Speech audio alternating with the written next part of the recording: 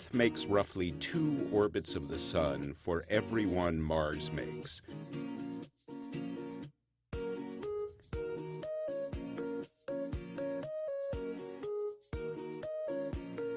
Most planets have slightly elliptical or egg-shaped orbits, with a closest approach to the Sun, the perihelion, and a farthest approach, the aphelion. Earth is about to pass Mars when Mars happens to be in its perihelion phase, which means it's nearer to the Sun and to us. This year, Earth and Mars will pass at a distance of 46.8 million miles. In 2018, the lineup will be better still. Lived it 10 times or more. She could spit in the eyes of fools if they ask her to focus on sailors fighting in the dance hall. Oh man, look at those cavemen go. It's the freakiest show. Take a look at the low man beating up the wrong guy. Oh man, wonder if you'll ever know who's in the best-selling show. Is there life on Mars?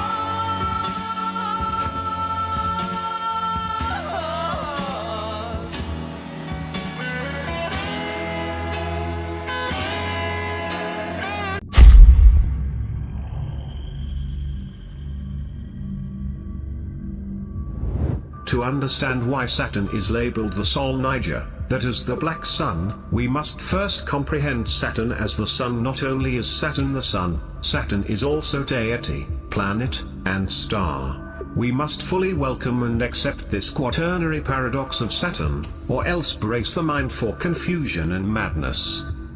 Thus, to descend to particulars, Saturn or Cronus is declared to be the sun by Macrobius and Nonnus. Bel, Kronos, Elohim and other designations are names of Saturn. Bel in the reasoning of the sacred mysteries was both Saturn and Sol. Bel is the Syrian Kronos, the name being derived from Karan, to shine. Corona, coronate, coronal, coronium, chromosphere, crown all derive from the word Kronos and are references to the solar, light or sun rays. Keb is Saturn. Kronos was mourned as the winter sun. Keb is Saturn Moloch Kronos. Bel is called, by a certain doctrine of the rite, or the priests, both Saturn and Sol, sun. He dies or sleeps in winter, in spring he renews his vigor, like Horus, Apollo, Hebol. Helios, the sun, whom they call by the appellation Dionysus, is the winter sun, Dionysus Saturn. The sun, Bel, Ammon, Keb, Seb, is both Saturn, Kronos, Typhon and Sol. Kronos is the spirit in the sun, Venus is the feminine spiritus in Luna, moon. Plutarch says all things are born from Kronos and Venus. Lua or Luna, a Roman goddess and one of the consorts of Saturn. She is also known as Lua Mater as well as Lua Saturni, Saturn's Lua. Nonetheless, our English word for the moon, Luna, derives from her name. In almost all mythology the sun and moon are always consorts. The Elohim, were the priests of Saturn. Eloi is the Hebrew god, El Saturnus. The Phoenician El, Kronos. Jacob, is Keb, Saturn. Kebir means fire, Kebir equals the sun. They all, Kronos, Seb, as are El Bel Saturn, and Keb go down to Hades, hell. Likewise, Jesus Christ being a metaphor for the sun also descends into Hades.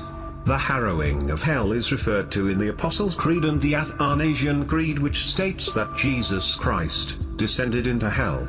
Christ having descended to the underworld is alluded to in the New Testament only in 1 Peter 3:19-20, which speaks of Jesus preaching to the imprisoned spirits. Kronos is the father of Typhon and Nephthys. Consequently, he went to Hades. Kronos is a name of Keb. Sapos, as one of the names of Dionysus, who is the Dionysus Saturn in Hades. The term black sun represents the nocturnal sun of the ancients, identified with Saturn, or Kronos, and worshipped as the malevolent aspect of the dying god, like the lion-headed god of Mithraism. The sun as a serpent would sink beneath the horizon and become a fish. Dag means fish and On means sun. Dagon is therefore the nighttime serpent sun, otherwise known as the black sun in various esoteric traditions. The black sun is the symbol of the underworld. In classical representations of the zodiac, Saturn is the Sol Niger or black sun and corresponds to the winter solstice, a period of darkness and death. Saturn, after which Saturnalia was named, represented the harvest and was lord of death to the Romans. He was the dark side of the summer sun. In Chaldea, a region of southern Mesopotamia settled around 1000 BC, astrologers referred to Saturn as the son of night or the black sun of winter, who journeyed into the underworld so that spring might come again. Babylonians considered it the lord of death, the ghost of the dead sun and oldest spirit in the universe. The death of Osiris is traditionally represented as a black sun, a symbol showing the loss of light. Enki has many names: Atu, Resheph, Nergal, Pur, Namdar, Osiris, Horus, Jesus, Satan, Devil, Lucifer, Jul, Ra, Pata, the black sun, and many more. Alchemically, Abraham means heart of the black sun. Abraham, Ab means heart, Ra means sun and Ham means black, or the heart of the black sun. In alchemy, the image of the sun is split into the daytime orb, golden and life-giving, and the black sun, the raw material not yet transformed by the master and the symbol of his nocturnal journey through the underworld. Shamash, the sun god, does visit the underworld and becomes the black sun, which later medieval grimoire traditions called Asiel. In many ancient sources Saturn is called sun. Diodorus of Sicily reported that the Chaldeans called Kronos, Saturn, by the name Helios, or the sun. Hyginus also wrote that Saturn was called Sol. In Babylonian astrological texts the word Shamash, sun, was used to designate Saturn. Question: does the Sol Niger allude to the negative, unjust aspect of consciousness? Dr. von Franz: yes, the Sol Niger would be the dark shadowy aspect of consciousness. Thus the sun god in mythology often has a hidden destructive aspect. The negative aspect of the sun is especially realized in hot countries where the burning midday sun destroys all the plants. Thus the Sol Niger Saturn is the shadow of the sun without justice, which is death for the living. Black sun is a term with multiple meanings. It represents the eclipse of the day, but is also a symbol of esoteric or occult significance used in various belief systems. The split complex, Hillman continues, is just dead in the midst of brightness, which is its own eclipse, as a negative Sol Niger. The Sol Niger is the alchemical black sun, referring to a subterranean or unconscious sun that rises from out the earth and is associated with a consciousness within the darkness of the lunar feminine, as opposed to a solar, masculine consciousness. In the form of a dove, she, Sophia, descended into the water and begot Saturn, who is identical with Yahweh. Saturn, as we have already mentioned, is the other sun, the Sol Niger of alchemy. Jung's exploration was influenced by the 17th century alchemist Milius, who refers to the ancient philosophers as the source of our knowledge about Sol Niger.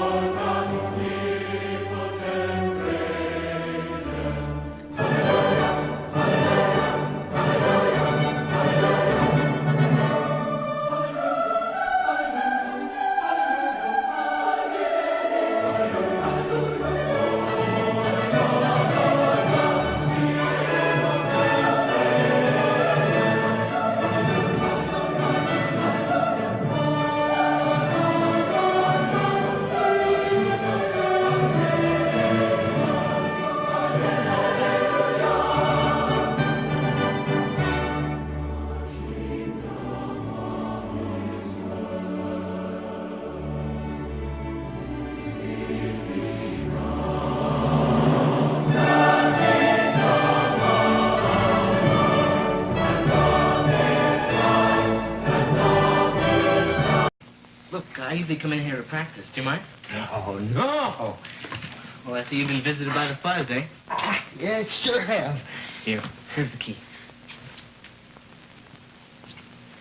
Thanks a lot. Don't mention it.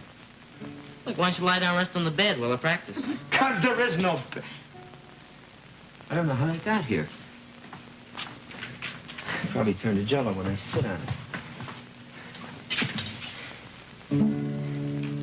There are places that contain you. There are corners in your soul. Plastic laminations in your life. But when you're on the inside of the outside of your thoughts, do they restrain? Or do you stay yourself? Now the inside of the near place is the outside of the thought. But you can only face your space one way.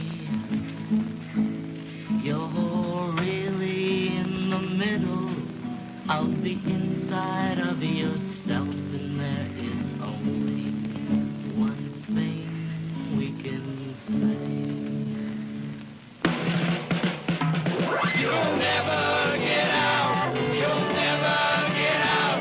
You'll never get out of the cube. It's dead. You'll never get out. You'll never get out. You'll never get out till you're dead, dead, dead. Till you're dead, dead, dead. Till you're dead, dead, dead. Till you're dead, dead, dead. Till you're dead, dead, dead. Till you're dead, dead, dead. Till you're dead, dead, dead.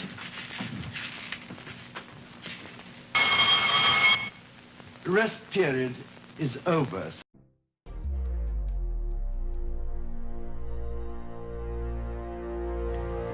We have been lied to, big time. Without the globe model, you can't have a Big Bang.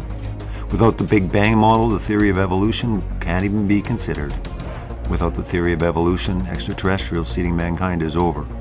Without all these lies, people start thinking about the Creator, who we are, where we came from. If we look at things, we're about to see the truth versus lies. The world has given us so many lies, it's hard to even get your mind straight with everything that's going through TV, radio, the internet. How do we know? We must read the Bible. We must get back to the basics. There's 7 planets. Interestingly, the book of Enoch explains that the 7 planets are actually the 7 wandering stars, reserved for a place of judgment of utter darkness. We have been told that the universe is everything, and yet we know these are lies. If you look at everything that's happening with atheism, with science, we have been lied to. Join me on the journey. We will explain what are the planets, the sun, the moon, and the stars. We have been lied to, big time. It's time to wake up. Time to come to the truth. Jesus Christ is Lord.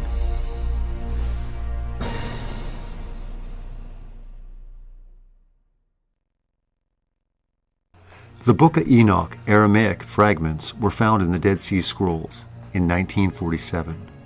The displayed fragment described the heavenly revolt of the fallen angels and their descent to earth to cohabit with the daughters of men and to reveal secret knowledge to mankind, a story hinted at Genesis 6. What's interesting also about the Book of Enoch is the cosmology and the creation account, specifically with the stars, the sun, and the moon, as luminaries as they're described in the Book of Enoch. This book was not included in the canon of the Hebrew Bible, but it is quoted by and referenced by the Bible, like several other non-canonical historical books. These are considered of historical value, but the Bible is the standard for doctrine. Note there are several books that go by the Book of Enoch. Only the one referred to as First Enoch is the true one. Jesus himself referred to the book of Enoch to the Sadducees, confirming its validity in Matthew 22:30, Enoch 15:6-7. When talking about the angels in heaven, this was a book they would be familiar with. The book of Enoch goes into great, very minute detail of the heavenly luminaries, including the sun, moon, and stars, chapters 72-82.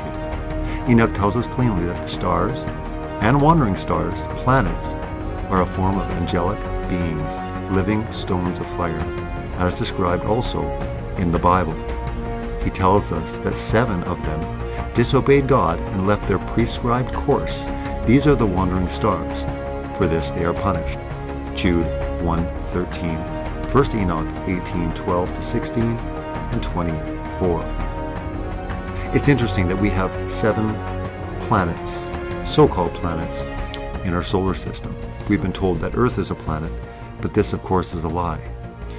If you include the other ones, we have the planets. As the ancients knew, these were wandering stars. It's interesting that the book of Enoch explains that the wandering stars have transgressed God's laws and will be punished. They seem to be the ones that orbit in a different way than all the other stars.